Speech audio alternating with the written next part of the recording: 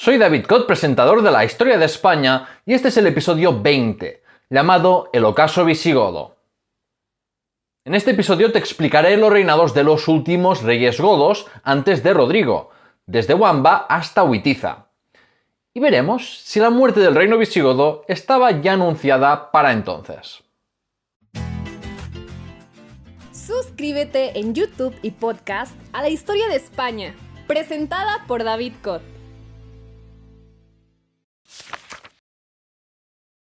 ¿Decadencia visigoda?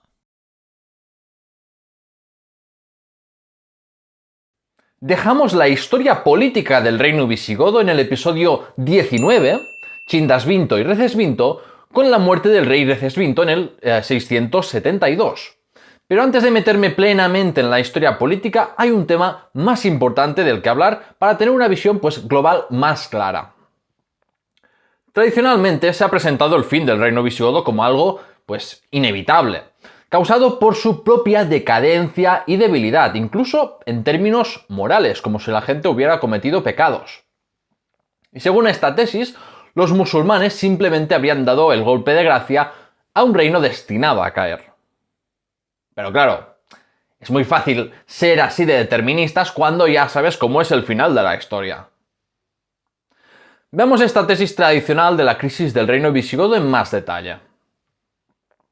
El sistema de sucesión electivo era un lastre para la estabilidad política del reino godo y el trono era objeto de duras disputas entre facciones nobiliarias, como ya vimos en el episodio anterior con las purgas de Chindasvinto y veremos de nuevo en este episodio con la deposición de Wamba y las conspiraciones contra Égica.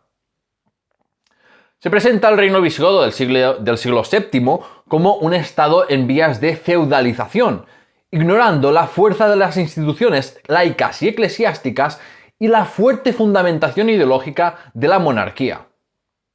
Otro factor de crisis interna frecuentemente citado es la falta de compromiso de los súbditos para la defensa del reino. Y se citan las leyes militares de Wamba y Égica para apoyar esta hipótesis sobre lo difícil que era reclutar soldados para el ejército visigodo.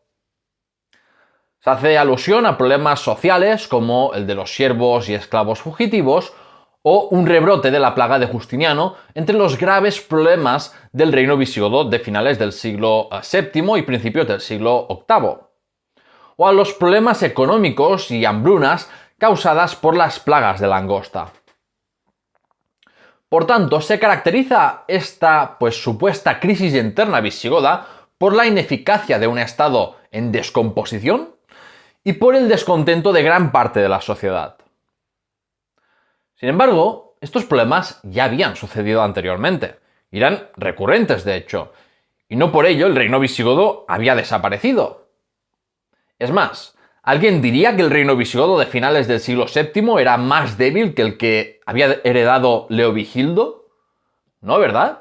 Pues entonces, ¿cómo se puede decir que el derrumbamiento del reino visigodo era una muerte anunciada? Por eso, la historiografía más reciente ha revisado los postulados de la tesis tradicional. Por ejemplo, es destacable que no hubiera movimientos separatistas como sí ocurría entre los francos y lombardos, o el hecho de que el reino visigodo se fue fortaleciendo y pareciendo más a un imperio bizantino en miniatura, a diferencia de otros reinos germánicos que fueron debilitándose a lo largo del siglo VII. Tal y como dice el historiador Armando Vesga, si imperios más potentes como Bizancio o los sasánidas no pudieron resistir las conquistas árabes, difícilmente el reino visigodo podría. Además, un estado centralizado, descabezado, es más fácil de conquistar que un territorio sin unidad política, como ya vimos en el episodio 7, Conquista romana de Hispania. Roger Collins, Pablo de la Cruz Díaz Martínez o Javier Arce defienden la fortaleza del reino visigodo y recuerdan que no es nada excepcional que un reino desaparezca como consecuencia de una sola batalla, especialmente si muere el rey. ¿No pasó acaso exactamente lo mismo con los suevos o los vándalos? A veces intentamos buscar motivos más allá del plano militar. Buscamos unas causas que pudieron ser condicionantes pero no decisivas. Porque por muy simple que parezca, lo cierto es que una batalla podía decidir la existencia o no de un reino. Como veremos en este episodio, Rodrigo es posible que fuera responsable de la muerte del rey Witiza, y eso creó una crisis política coyuntural, como tantas otras que habían ocurrido anteriormente. Pero no por ello hay que intentar explicar la caída de la Hispania goda por una decadencia visigoda ni por unos problemas estructurales agudizados, sino que más bien había algunas limitaciones propias de los estados de la época, e igual que el año 711 marcó el principio del fin del reino visigodo, su derrumbamiento podría haber ocurrido mucho antes. La elección de Wamba. Bien, ahora que ya he establecido el marco conceptual que creo más correcto para entender las últimas décadas del reino visigodo, pues puedo retomar la narrativa en la muerte de Recesvinto y la elección de Wamba en el 672. Parece que el rey Recesvinto murió en la vallisoletana Gérticos, hoy llamada Wamba, tras una campaña por la cordillera cantábrica. Y ahí estaba el cadáver del rey con sus fieles pensando: ¿y ahora quién va a ser el rey? Los magnates estaban preocupados porque sabían que según quien fuera elegido rey, su propia fortuna podría cambiar para bien o para mal. Los grandes señores del reino eligieron a Wamba, un hombre ya mayor que había ejercido de duque de Galicia y por tanto, pues tenía experiencia de gobierno y militar. Wamba siguió la teatral tradición romana de rechazar el cargo, poniendo como excusa que ya estaba pues demasiado viejo para ser rey, aunque lo cierto es que es bastante seguro que fuera más joven que Chindasvinto al usurpar el trono. En todo caso, los magnates godos insistieron, pero a cambio de aceptar, Wamba exigió ser ungido rey en Toledo en una ceremonia de lo más sacra y pomposa, para que así no hubiera dudas de su legitimidad. Pero al poco de empezar a reinar Wamba, se encontraría con su primer obstáculo. La rebelión de Paulo.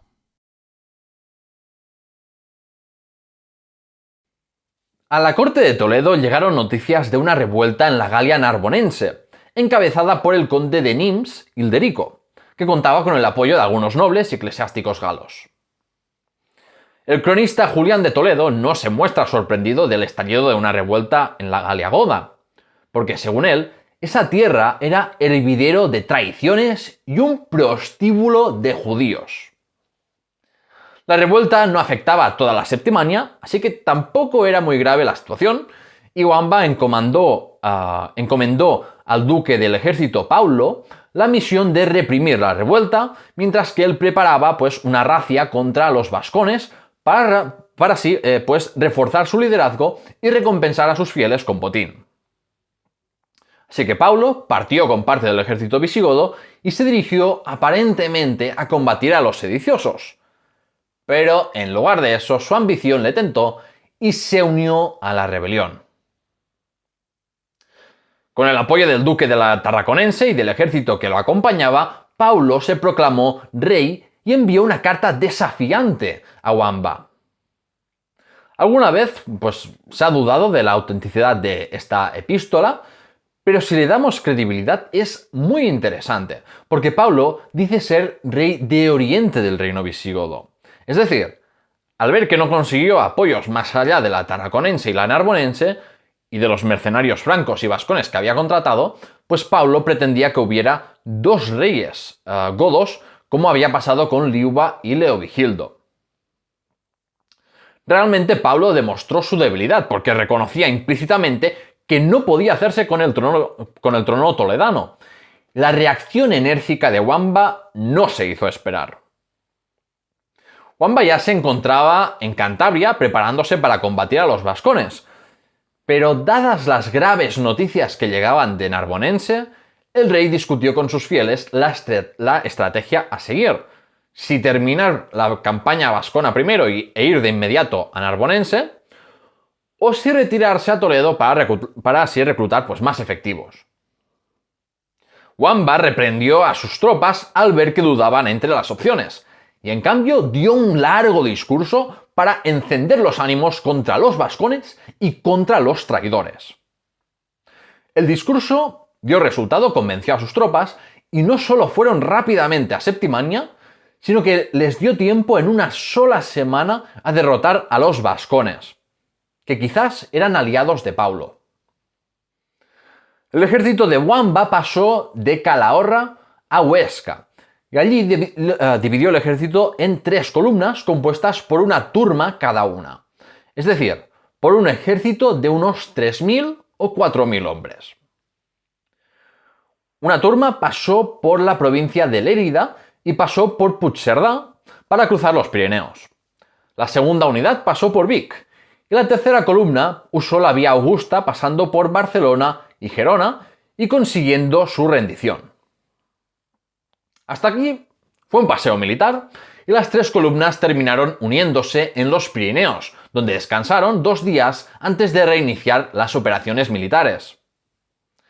A todo esto, Julián de Toledo presenta a Wamba como el perfecto monarca cristiano por sus victorias y su justicia, porque lo vemos imponiendo castigos severos contra aquellos soldados suyos que aprovechasen la campaña para violar mujeres.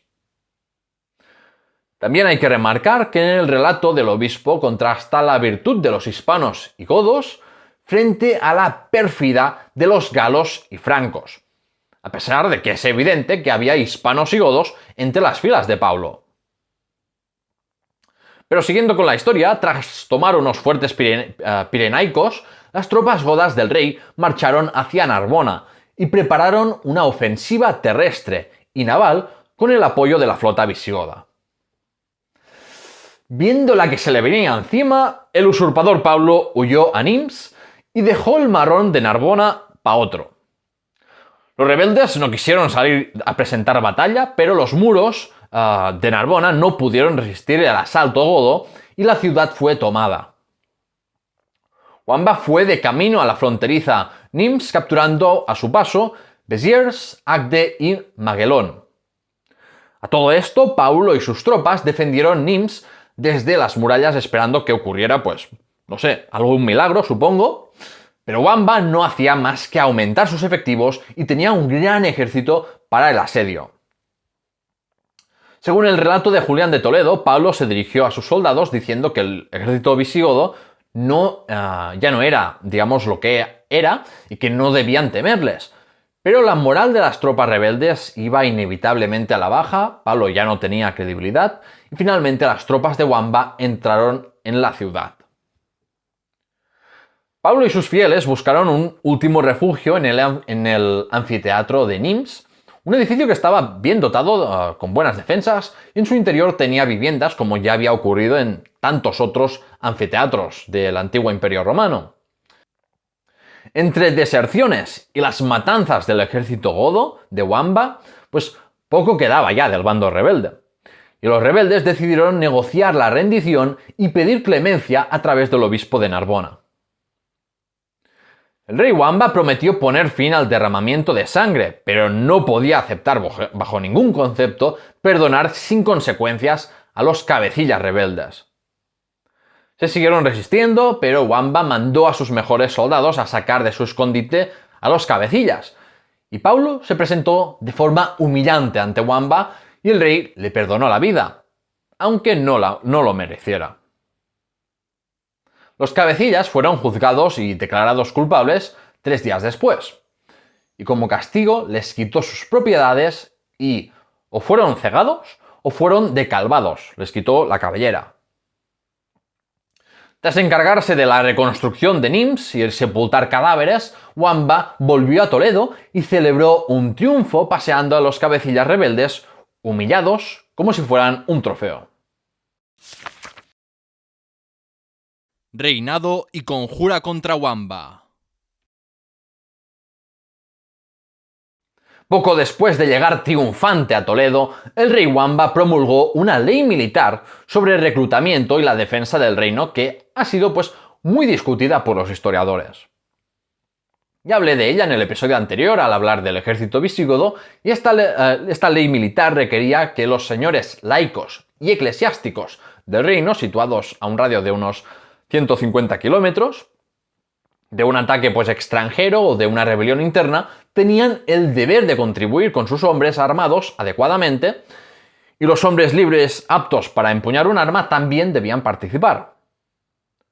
La ley contemplaba penas muy duras a quienes osaran evitar su cumplimiento. Algunos historiadores han interpretado esta ley como una muestra de la debilidad del reino visigodo por su dependencia a las levas de los nobles y de la falta del compromiso de sus súbditos para defender el reino en caso de agresiones extranjeras o revueltas.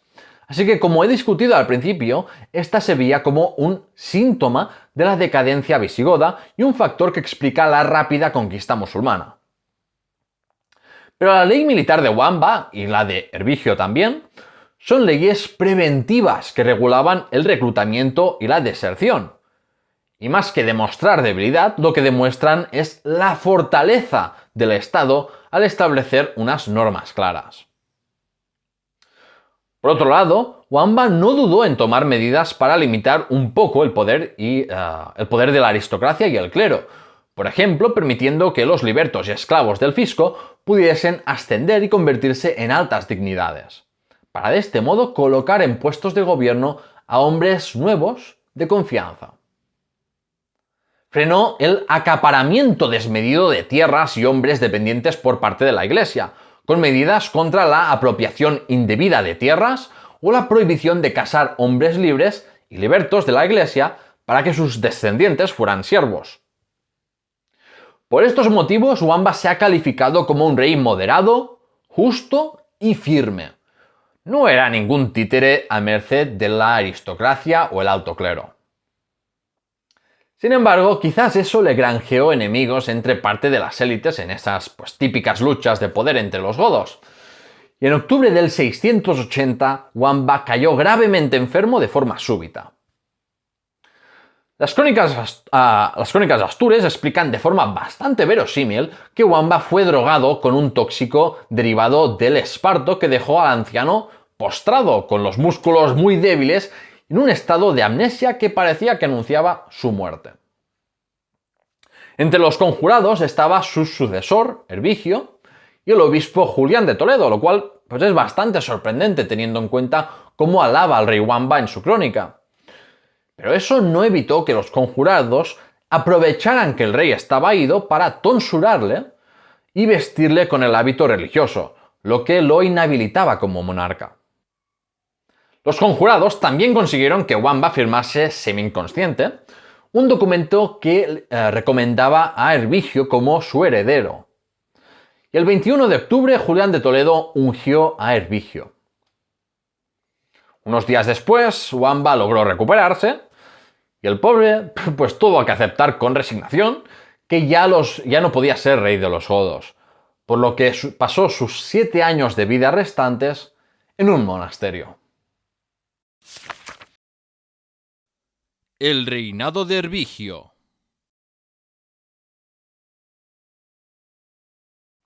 Dadas las sospechas obvias sobre la legitimidad de Hervigio y de cómo accedió al trono sin un proceso electivo, el nuevo rey tuvo que apresurarse a convocar el 12º Concilio de Toledo en enero del 681. En este concilio, Hervigio no reconoció que hubiera conjura o envenenamiento alguno y presentó el documento firmado por Wamba que le reconocía como su sucesor para así acallar a sus opositores y calmar los ánimos entre la facción que apoyó a Wamba. Eliminó algunas disposiciones que afectaban a la Iglesia para consolidar su apoyo, mientras que, como guiño a los nobles, amnistió y devolvió propiedades a los que participaron en la rebelión de Paulo, ya también otra vez a perseguidos por Chindasvinto. Además, eliminó la posibilidad de que los siervos del fisco pudiesen acceder a cargos importantes y abolió la obtención de confesiones de aristócratas mediante la tortura. El rey Hervigio promulgó una nueva ley militar que especificaba que los señores laicos y eclesiásticos debían aportar al menos una 10ª parte de sus siervos si eran convocados en campañas militares. Así que no era ambigua ni poco realista y práctica como la de Wamba, que requería la participación de todos los súbditos. En los años siguientes se convocaron los concilios de Toledo, XIII y XIV. Y además de tratar cuestiones eclesiásticas, se nota que Herbigio tenía miedo de que él o su familia sufrieran represalias si perdía el trono. Porque como lo hizo en su día Chintila, incluyó una disposición conciliar que exigía el respeto de las propiedades de la familia del rey una vez fallecido. Herbigio modificó y promulgó numerosas leyes, y por eso publicó una nueva edición del Liber Judiciorum. Pero quizás lo más destacado del reinado de Herbigio son las malas cosechas y hambrunas que ocurrieron durante su reinado, en parte debido a la bajada general de las temperaturas por todo el mundo. Por ello, Herbigio se vio obligado a condonar impuestos que sus súbditos debían a la corona. Tras unos 7 años de reinado, en el 687, Herbigio estaba en su lecho de muerte y nombró sucesor no a uno de sus hijos, sino a su yerno y sobrino de Wamba, Égica, quizás como manera de evitar rencillas entre las facciones de Wamba y Herbigio. El antijudaísmo extremo de Herbigio y Égica. Desde los inicios del cristianismo que eran populares los pensamientos milenaristas y predicciones apocalípticas sobre la llegada del día del juicio final. Esto es especialmente cierto en el siglo VII, desde tiempos de Sisebuto, primero por la toma sasánida de Jerusalén y ahora también por el rápido avance de las tropas árabes musulmanas. Y eso sin contar con los desastres naturales como las hambrunas y epidemias que se interpretaban como una mala señal del cielo. En este clima de predicciones escatológicas, a las que se le sumó las predicciones sobre la llegada del Mesías judío, es cuando se promulgaron leyes contra homosexuales muy duras, como ya hablé en el episodio corto 1, la homosexualidad en el reino visigodo. Y también leyes contra los judíos extremadamente duras.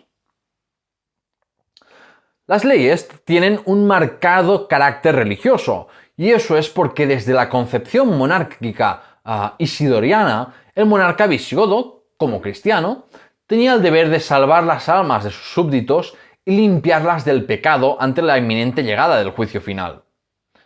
Aunque, como veremos, en el caso de Égica los intereses económicos jugaron un papel vital. La fuerte persecución contra los judíos y criptojudíos en la Hispania goda empezó con Sisebuto, pero la violencia física y retórica alcanzó su punto máximo durante los reinados de Herbigio y Égica. Herbigio pedía la extirpación de raíz de la plaga judía, mientras que su sucesor, Égica, defendió la esclavización de todos los judíos. Julián de Toledo, proveniente de una familia de judeoconversos, justificó estas políticas en sus tratados teológicos al comparar a los judíos con una gangrena, y defendiendo que un buen monarca cristiano debía eliminarlos antes de que la enfermedad se propagase. Como puedes ver, se llegó a unos niveles de antijudaísmo, al menos a nivel retórico, dignos de los nazis, aunque claro, aquí sin las connotaciones raciales del siglo XX. Las múltiples leyes antijudías de Herbigio obligaban a los judíos a bautizarse en un plazo de 1 año, a munimutir o también vender sus esclavos cristianos, hacer un juramento público de su conversión frente al obispo, y además se encargaba a los sayones, jueces y obispos la tarea de mantener a los conversos bien vigilados. Incluso una ley de Herbigio castigaba a los judíos que convirtieran a un cristiano con la amputación del pene en el caso de los hombres y la amputación de la nariz en el caso de las mujeres. La política de Égica respecto a los judíos fue muy diferente antes y después del 694. Al principio de su reinado reconoció que aún había judíos y criptojudíos, pero también judíos que se habían convertido sinceramente al cristianismo, como era el caso, por ejemplo, de la familia de Julián de Toledo. Por eso quiso igualar jurídicamente a los verdaderos conversos con los cristianos viejos, digamos. Reconoció que estos podían comerciar y acceder a cargos públicos y no tendrían que pagar un impuesto especial por el hecho de ser judíos. Así que Égica creó unos incentivos económicos y sociales para que la conversión pues fuera hubiera más incentivos para convertirse en vez de solamente usar la fuerza, usar la represión. Sin embargo, solo un año después de esta posición de Égica respecto a los judíos, pues su posición dio un giro radical. En el 17º Concilio de Toledo del 694, Égica acusó a los judíos del reino de conspirar junto a los judíos de ultramar contra él y contra la Iglesia católica, del mismo modo que habían hecho contra otros reyes cristianos, en referencia clara al presunto colaboracionismo judío con los conquistadores musulmanes en el Imperio bizantino. Tras su discurso, presentó a los judíos acusados de conspirar, pero no se los juzgó como individuos, como sería normal, ajustado a derecho, sino como colectivo. Los miembros del concilio aprobaron la esclavización, o mejor dicho, la servidumbre de los judíos, que pasarían a ser siervos del fisco. También la dispersión de sus familias por toda España y la confiscación de sus bienes. Los hijos de los judíos serían separados de sus padres a los 7 años, para ser criados entre verdaderos cristianos, y los hijos nunca podrían reclamar la recuperación de propiedades de sus padres. Fuera o no real la conspiración, en las disposiciones conciliares se refleja de manera evidente que se aprovechó la conspiración para convertir en siervos del fisco a una gran cantidad de personas y también para quedarse con sus tierras, que se repartirían entre sus fieles o se las quedaría directamente el Estado, el monarca. Es decir, a diferencia de persecuciones anteriores, la motivación económica está muy presente en la persecución de Égica. Y esto hay que contextualizarlo en unos años en que los apoyos nobiliarios y eclesiásticos de Égica se tambaleaban, y en una época en que la peste azotó todo el reino, por lo que Égica necesitaba recursos para la monarquía y para recompensar a sus leales. Curiosamente quedaba excluida de esta ley la Septimania, recordemos que calificada como prostíbulo de judíos blasfemos por parte del obispo de Toledo. Según Égica, porque la narbonense perdió mucha población por la peste y guerra contra los francos. Los historiadores han propuesto otras explicaciones a la excepción de la narbonense. Quizás Égica la excluyó porque había una comunidad judía numerosa y sería peligroso para la paz social atacarlos. O quizás, como propone Céline Martin, Égica no quería reforzar el fisco del ducado de Narbonense con los hombres y tierras de los judíos, ante el peligro de así alimentar un movimiento separatista. El turbulento reinado de Égica. La sucesión de Herbigio fue tranquila, porque suponía la entronización de un candidato de consenso emparentado tanto con la familia de Herbigio como con la de Wamba. Pero pronto Égica se encargó de hacer saltar el consenso por los aires.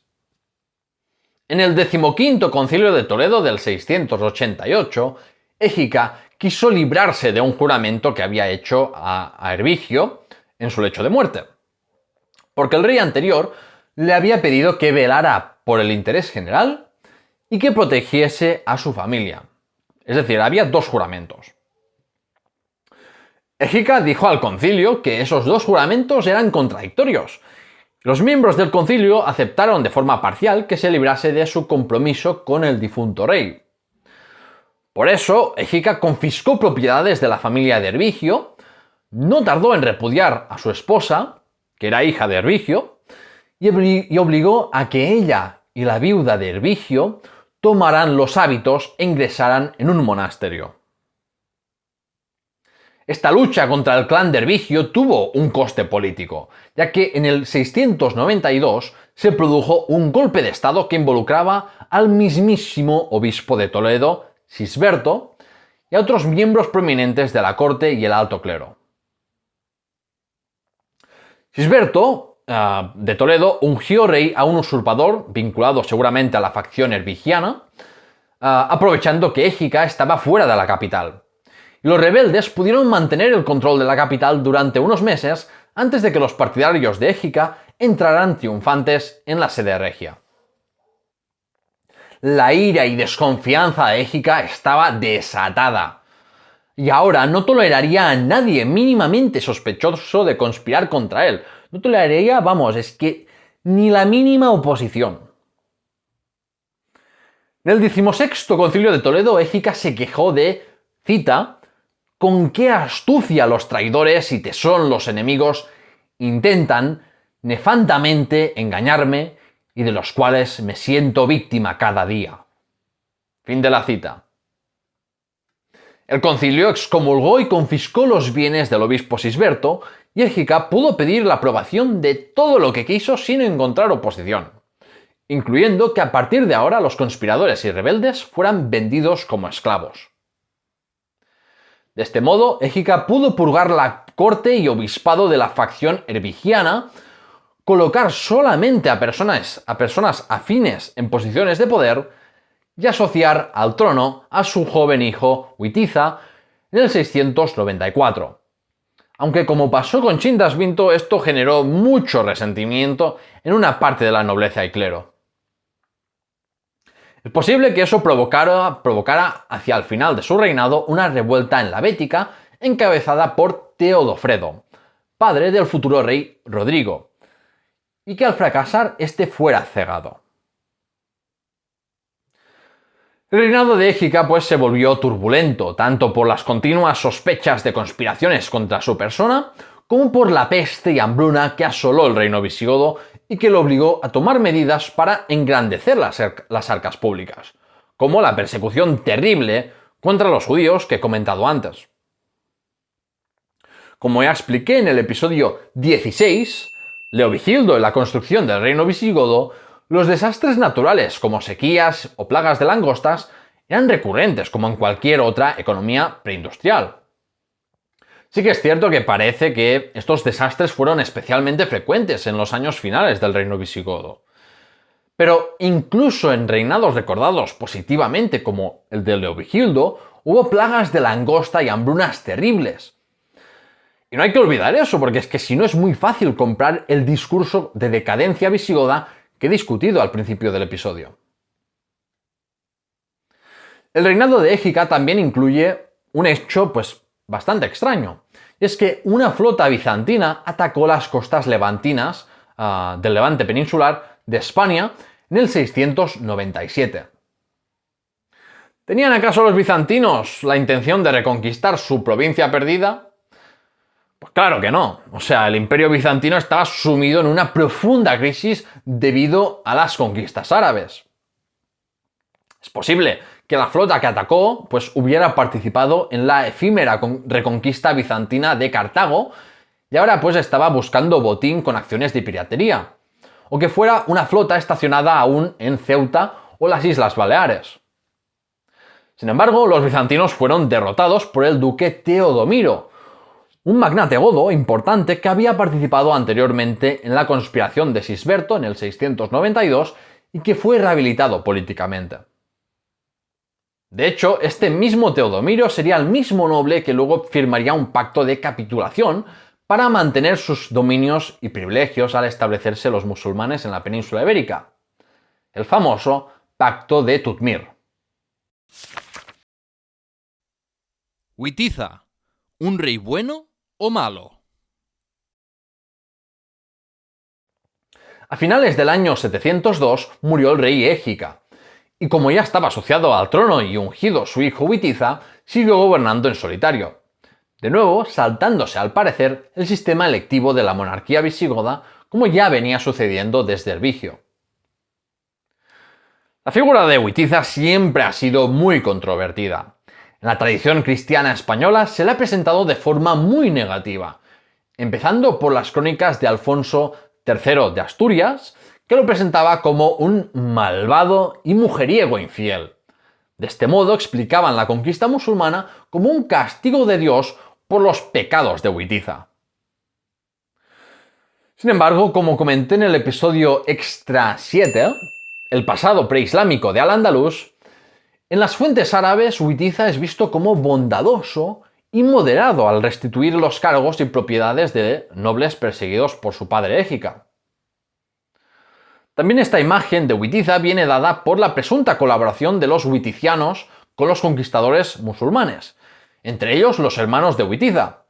Por eso las crónicas asturianas presentan a los witicianos como malvados traidores, mientras que los musulmanes difundieron intencionadamente la colaboración de los witicianos para presentarse así como legítimos herederos del reino visigodo frente al usurpador que fue Rodrigo. Hay que tener en cuenta el uso político de la figura de Witiza y sus partidarios tras su muerte, por un lado y por el otro, para así analizar de la forma más objetiva posible el reinado de Witiza, y eso es lo que trataré de hacer ahora. De las pocas cosas que sabemos del reinado en solitario de Witiza del 702 al 709 o 710 es que lo primero que hizo fue tratar de reconciliarse con la facción erbigiana y en general pues con los nobles perseguidos por su padre. Para ello quemó los documentos que había recabado Égica para obligar a que algunos nobles les cedieran sus tierras y restableció los cargos públicos y propiedades de buena parte de los represaliados. Esta misma dinámica ya la vimos con Recaredo o Recesvinto, devolviendo propiedades confiscadas y amnistiando a perseguidos. Pero Witiza no había aplastado rebeliones internas o conseguido victorias contra los francos como Recaredo, ni era un hombre ya hecho y derecho como Recesvinto, sino que Witiza era solamente un jovenzuelo de 17 años que ahora se encontraba solo gobernando la España goda. Además, las devoluciones de propiedades con Recaredo o Recesvinto no parece que fueran tan masivas como las que hizo Witiza.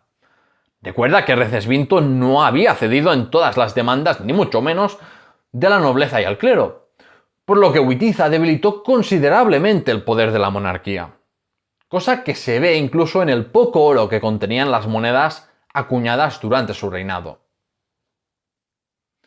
El rey Witiza convocó el último concilio de Toledo, el 18º, pero por desgracia no se conservan sus actas y de hecho no se conserva ninguna ley emitida por Witiza.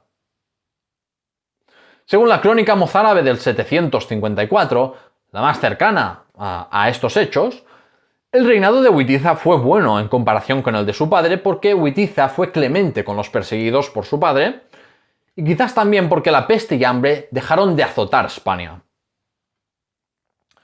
Pero fuera o no bueno el reinado de Witiza, para el bienestar general de los hispanogodos, su final sabemos que fue abrupto.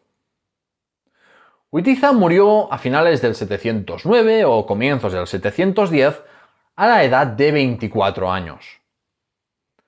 No sabemos cómo murió Witiza, si por una enfermedad, y eso abrió pues un interregno en que sus familiares intentaron mantener, sin éxito, el control sobre la corona, o si fue asesinado a causa de una usurpación y golpe de estado encabezado por el duque de la Bética, Rodrigo.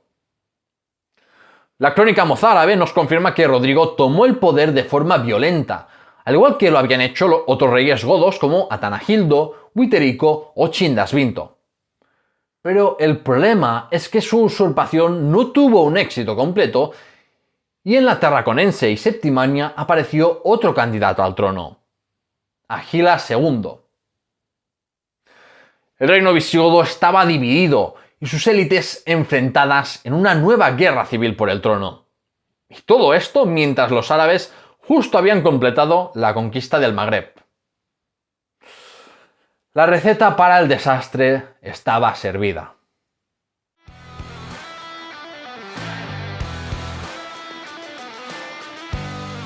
¡El veredicto! En el veredicto de hoy quiero discutir esto de caer en el error del determinismo histórico. Cuando hablo de determinismo histórico me refiero a creer que el futuro ya está predeterminado, como es la manera que tienen algunos de explicar la caída del reino visigodo. Esta visión histórica supone la negación de la capacidad de los humanos de cambiar el curso de la historia con sus decisiones, porque pone sobre todo el énfasis en factores como pues, la economía, sociedad o geografía. Y oye, aquí nadie niega que elementos macro, digamos, como estos, influyan mucho en el devenir de un país. Pero cada uno, con las decisiones que tomamos, cambiamos y moldeamos la historia a diario. Si Hervigio no hubiera tomado el trono mediante una conspiración, ¿crees que hubiera habido tan mala sangre entre las familias de Hervigio y Wamba? ¿O si Witiza hubiera decidido quitar a Rodrigo como duque de la Bética, acaso no hubiera hecho eso imposible que Rodrigo emergiera como rey de los godos? O sin ir más lejos, ¿qué hubiera pasado si hubieras tomado la decisión de trabajar en otra cosa o si hubieras tenido las agallas para declarar tu amor a esa persona especial? ¿No sería tu vida muy diferente? La historia la escribimos con las decisiones que tomamos cada día y por eso es muy fácil explicar las causas de algo a posteriori, pero si por casualidad, por ejemplo, los resultados hubieran sido diferentes, ¿crees que alguien citaría esa supuesta decadencia económica o la tensión social como variables si los visigodos hubieran derrotado a las tropas de Tarik en Guadalete? Piénsalo, y por favor, cuidado con pensar que unos hechos son inevitables. Y con eso, el veredicto termina. Dicho esto, acuérdate de que puedes convertirte en mecenas de la historia de España y así ganar accesos anticipados, aparecer en los créditos o disfrutar de episodios exclusivos durante un año, como el episodio Extra 10, ¿Por qué Uruguay no es Argentina?, en que explicó los motivos socioeconómicos y políticos que permitieron el ascenso de Montevideo y la construcción de la identidad y Estado uruguayo. Así que por favor, ve a patreon.com/lahistoriahispana, suscríbete y comparte mi contenido si te gusta. Y además puedes seguir las redes sociales de la historia de España para tener más contenido a diario sobre nuestra querida historia. Pero el próximo episodio hay que decir que no será sobre la historia de España, sino que hablaré sobre la historia del Islam y las conquistas árabes desde sus orígenes hasta antes de la conquista musulmana de la península ibérica. Así tendremos, junto con este episodio, una buena base para entender el contexto de la conquista bereber y árabe. Muchas gracias por escucharme y ¡hasta pronto!